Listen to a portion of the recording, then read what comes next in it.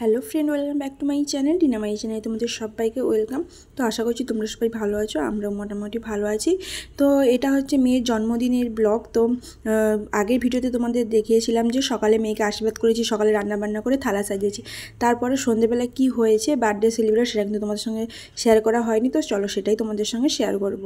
তো সকালে তো রান্নাবান্না করে খাওয়া দাওয়া হয়ে গেছে, তারপরে দুপুরে রেস্ট নিয়ে তারপরে এই যে দেখো সন্ধ্যেবেলা হচ্ছে ওর কাকাই চলে এসেছে তাড়াতাড়ি, আর এসে এখানে এই যে ডেকোরেশন করছে।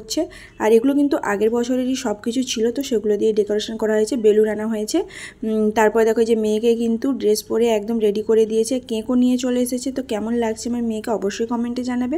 তারপর আমিও আবার একটু একটা ড্রেস পরে নিয়েছি, কারণ যেহেতু সেই টাইমটা মানে মা মেয়ে দুজনেরই শরীরটা খারাপ ছিল, একটু ঠান্ডা লেগেছিলো, তো সেই জন্য শাড়ি পরার কোনো এনার্জিই ছিল না।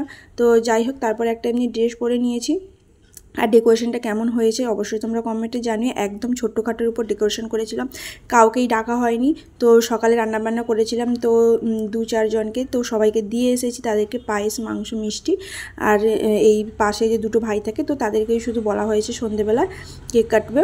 আর হচ্ছে গিয়ে ওর পাপাও ডিউটি যাবে, তো সেই জন্য একটু তাড়াহুড়ো করছিলাম। তো কেকটা কিন্তু হচ্ছে ওর কাকাই, ওর পাপা আর ও গেছিলো, তো ওরা চয়েস করে এনেছে, যেহেতু কাউকে ডাকায়নি, তো সেই জন্য ছোট্টখাটোর উপরেই একদম কেকটা নিয়ে আসা হয়েছে। তো চলো কেকটা এবার খুলে দেখি যে কেমন কেকটা এনেছে। আমি এখন কিন্তু দেখিনি। আর আমার মেয়ে দেখো ছুরি দিয়ে কাটা স্টার্ট করে দিয়েছে, মানে শুধু তাড়াহুড়ো করতেই আছে যে কখন কেক খাবে, কেক কাটবে। আর আগের বছর তো এত জ্বালাতন করিয়েছিল, মানে কি বলবো, মানে কান্নাকাটি শুরু করে দিয়েছিল। আগেবারে অনেককে ডেকেছিলাম, আর এবারে কাউকেই ডাকা হয়নি কিছু কারণের জন্য।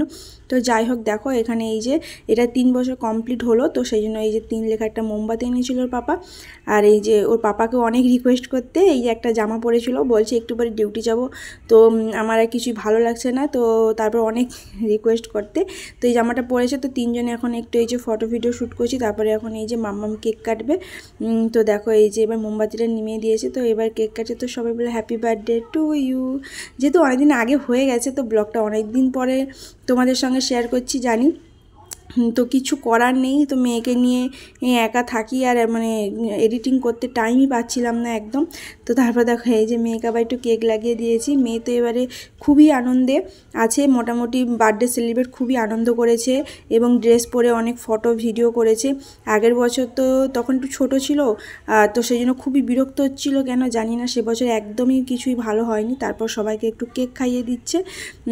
তারপরে রান্নাবান্না করার কোনো চাপ নেই, কারণ সকালে যে রান্নাবান্না করেছিলাম তো সেগুলোই আছে, মোটামুটি হয়ে যাবে, আর কিছু রান্নাবান্না করার চাপ নেই। তোর পাপাও খেয়ে ডিউটি চলে যাবে। তো দেখো এই যে এখন পাপাকে গালে লাগাতে গেছিলো, বলছে না না এখন গালেটা লাগানো যাবে না, তো এখন আমি ডিউটি যাব, তো দেরি হয়ে যাচ্ছে। তারপরে দেখো এই যে বাপ বেটিতে ফটো তুলছে, তারপরে আমরা মা মেয়ে মিলে একটু রিলস বানাচ্ছিলাম, তারপরে একটু ফটোশ্যুট করছিলাম। তো ভিডিওটা বেশি বড় করব না, আর কে কী গিফট দিয়েছে সেটা তোমাদের নেক্সট ভিডিওতে শেয়ার করব। তো দেখো এখন এই যে স্প্রেগুলো করছে মা মেয়ে, এখন একটু রিলস ভিডিও বানাচ্ছিলাম। আর আমার মেয়ে দেখো এই যে স্প্রে এইগুলো পড়েছে, তো সেগুলো নিয়েই ও ব্যস্ত হয়ে যাচ্ছে। তারপরে একটু পরিষ্কার টরিষ্কার করে দিলাম, যদি মেয়ে আবার পড়ে যায়, যেহেতু সাবানেরই। তারপরে এখানে ওর পাপাকে অনেক রিকোয়েস্ট করার পর একটা রিলস বানাচ্ছে মেয়ের সঙ্গে।